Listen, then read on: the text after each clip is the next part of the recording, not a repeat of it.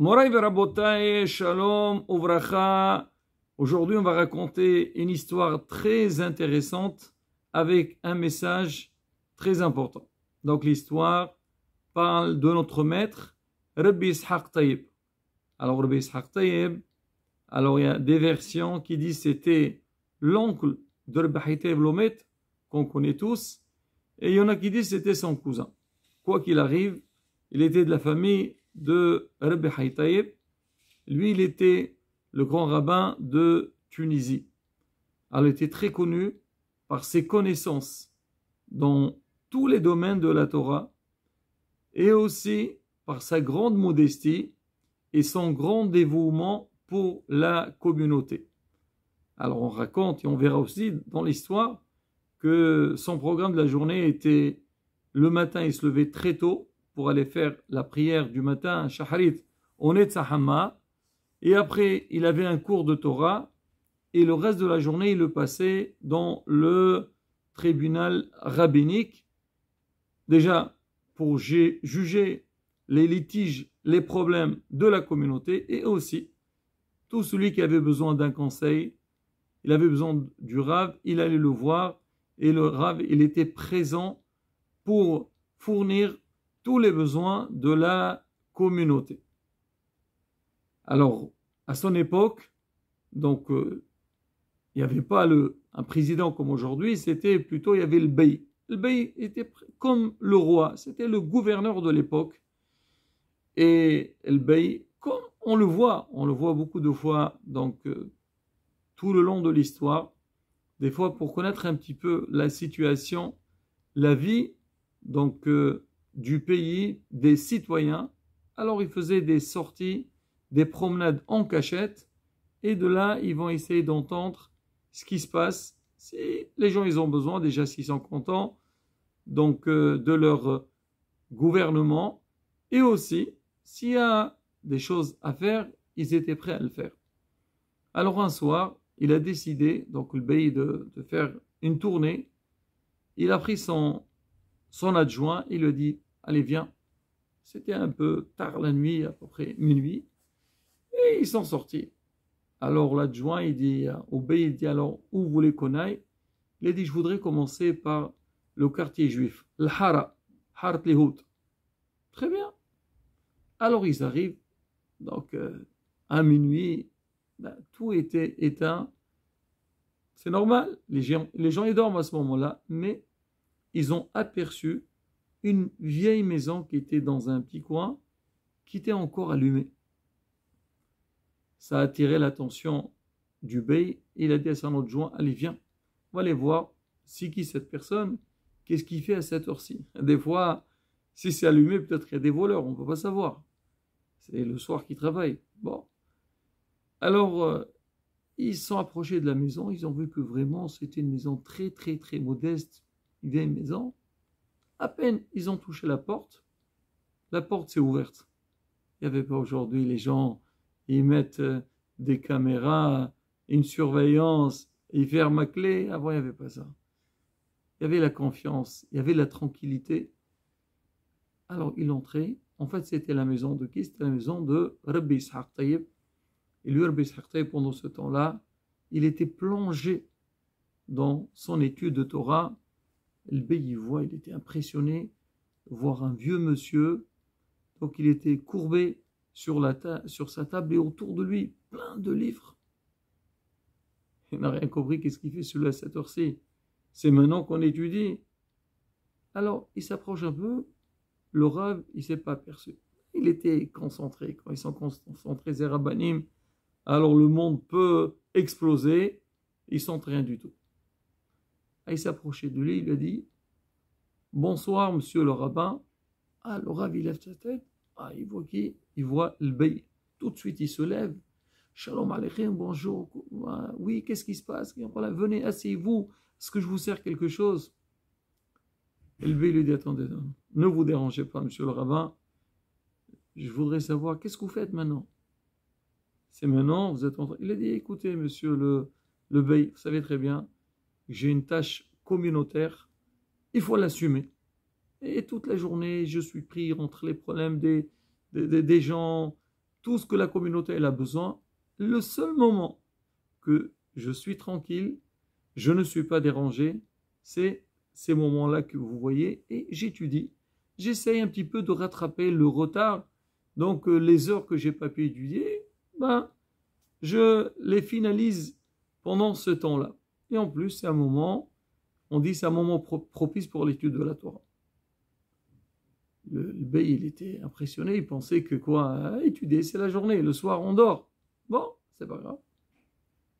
En voyant un petit peu donc la maison, c'était vraiment une maison très très modeste qui ne collait pas, qui convenait pas à une telle personnalité. Il lui dit, Monsieur le rabbin, je voudrais savoir, c'est quoi votre salaire? Vous savez, avant, on payait par semaine. Il lui a dit, voilà, moi je touche 7 caroubes. Caroubes, en fait, c'était une monnaie. C'était la monnaie de l'époque. Il dit, je prends ces 7 caroubes. C'était vraiment un salaire très, très, très bas. J'essaye donc d'acheter ce que ma maison, ma famille a besoin. Et en général, il me reste un caroube. Je le rends à la communauté, aux responsables de la communauté, pour les nécessiteux. Le bey, il était impressionné. Quoi, le grand rabbin, il touche un tel salaire?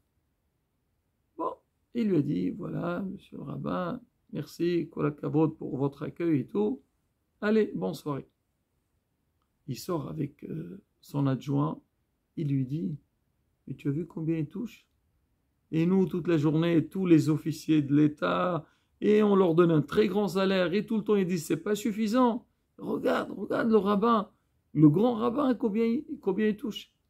Il a dit, monsieur le bey, arrêtez, vous êtes naïf, j'ai l'impression. Mais il vous a dit ça, pourquoi? Parce qu'il veut que vous lui augmentez le salaire. Chacun, il a une manière de demander. Elle dit, ah bon? Il dit, bon, écoute, c'est pas un problème. On va aller voir le président de la communauté. À l'époque, il s'appelait Al-Qaïd. On va aller le voir et on va lui demander combien il touche votre grand rabbin. Tout de suite, ils sont partis chez lui. Bon, il j'appelle le beya à ces heures-là, il entre chez les gens. Bon, c'est son droit. Il arrive, il toque à la porte. Al-Qaïd entend, oui, elle dit, ouvre.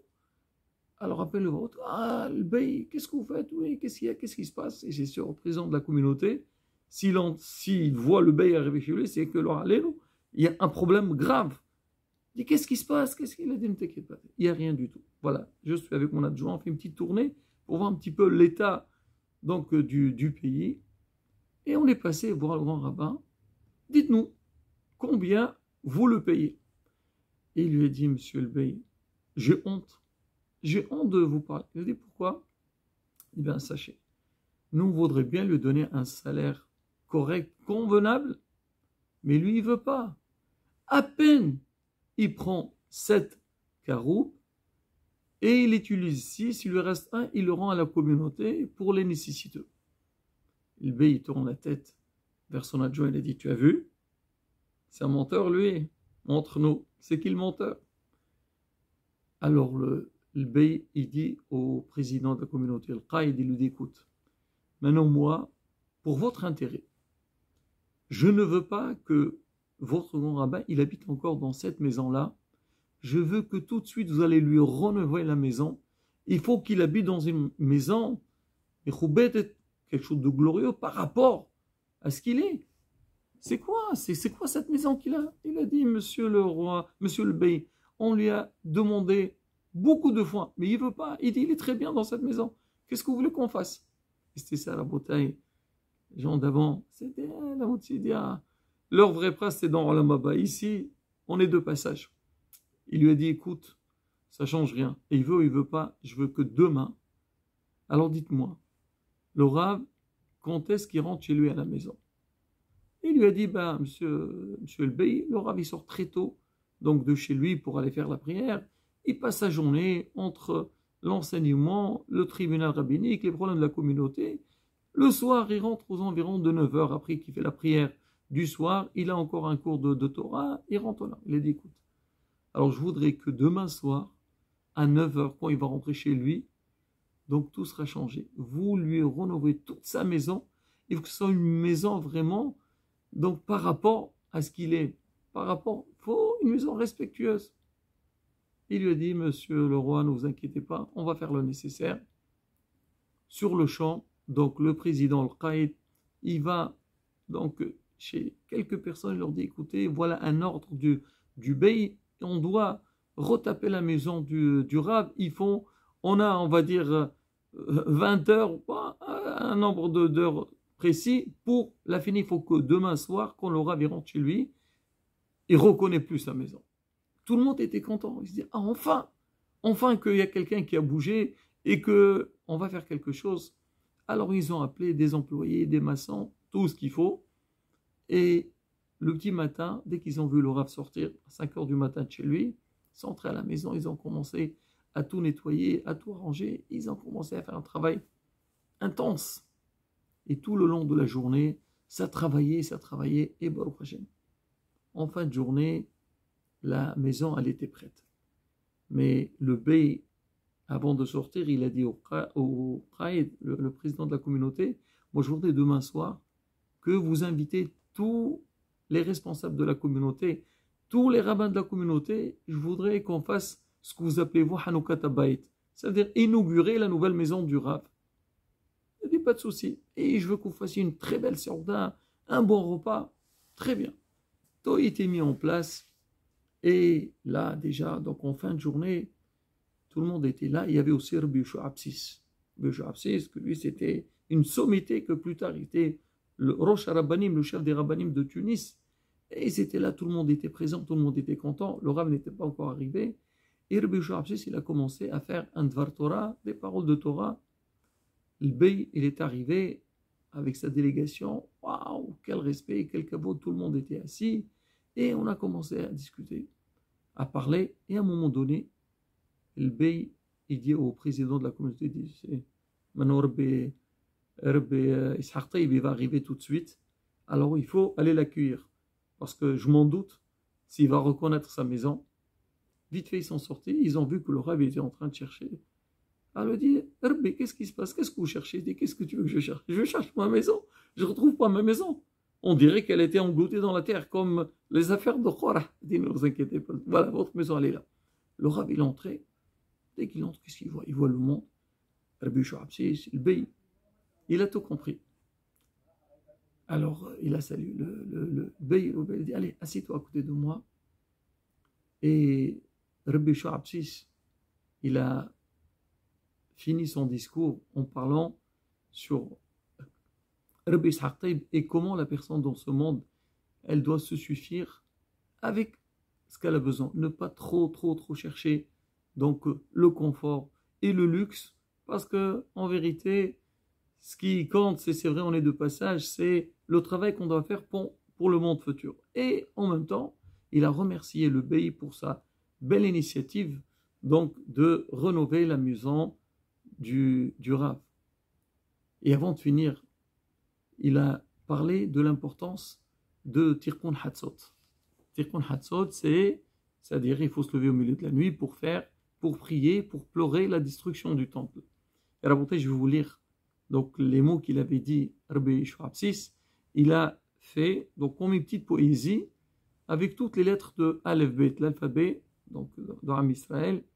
Il en dit comme ça: Atem Banai, donc Aleph Bet, vous mes enfants, Givoro Demaot Horidu, faites couler des larmes, beaucoup de larmes. Wiqumu Zman Hatzot, et levez-vous au moment de minuit. Donc Waw Zayin Hait. Taharu Idechem, lavez vos mains, nettoyez vos mains. Le matin, il faut faire nettoyer dès qu'on se lève. Kawinu Lehakim Malchut Nofelet, pensez à soulever, à relever le royaume qui est tombé. C'est-à-dire qu'en Israël, Horban Bet HaMikdash. Sgirat Aynayim Pethu, les yeux qui sont fermés, il faut les ouvrir. Donc, Samach Ayin Pe, Sitratir Keruva, donc ma délivrance, elle est proche. Refouach les Matabo, une grande guérison, elle viendra. Donc, il a fait une petite poésie comme ça. Les gens, ils ont entendu ça, ils ont kiffé. C'est pas une rigolade. Et une fois qu'il a fini, alors on attendait que Rabbi Ishaq Taïb, il lui aussi va faire son discours. Qu'est-ce qu'il va dire? C'est sûr qu'il va être impressionné de de ce qu'il a vu. Et surtout, quand il est arrivé, le bey, il lui a expliqué, il lui a dit qu'est-ce qu'il a fait. Et aussi, il lui a dit, il est venu avec beaucoup de cadeaux pour lui. Il lui a amené de la farine, de l'huile, tout ce qu'il a besoin. Il lui a donné 200 riels. Ça veut dire, c'est une très grande somme. Il a dit, voilà, pour toi et pour ta famille. Le Rav, alors avant de parler, il a dit au bey, il a dit, monsieur le bey, je te remercie beaucoup pour tout ce que tu as fait. Mais je voudrais te dire que tout ce que tu m'as donné, j'ai pas besoin. Baruch Hashem. Je gagne très bien ma vie, je manque de rien. Chaque jour, j'ai de quoi manger et je sais que le lendemain, Hashem il va me donner ce que j'ai besoin. Et moi, je veux rien prendre de ce que vous m'avez dit. Le bey, il a dit non, comment? Ça y est, j'ai fait un vœu. Il faut que tu les prennes. Il lui a dit, si vous avez fait un vœu, bon, pas la peine de me les donner, donnez-les aux nécessiteux du pays. Le pays est devenu fou, il a dit quoi? Est-ce qu'il y a encore des gens comme ça? Il dit alors dites-nous alors, on voudrait bien entendre ce que vous allez nous dire. Rabbi Shabsis, il vient de parler, maintenant c'est votre tour. Rabbi Ishaq Taïb, il a commencé à penser. Il a dit, c'est vrai, c'est beau de vivre sous l'autorité du bey, il nous fait tellement de bien, c'est-à-dire on est bien, on est tranquille, mais il dit dans ça, il peut avoir un danger. C'est quoi? C'est que Rabbi Israël va penser qu'ils sont tellement bien, ils sont tranquilles, ils vont oublier donc le Beth Amikdash, ils vont oublier la Géoula, ils vont pas demander ça. Qu'est-ce qu'on a besoin de demander? On est bien où on est. Ça, il pensait à ça, il a osé le dire.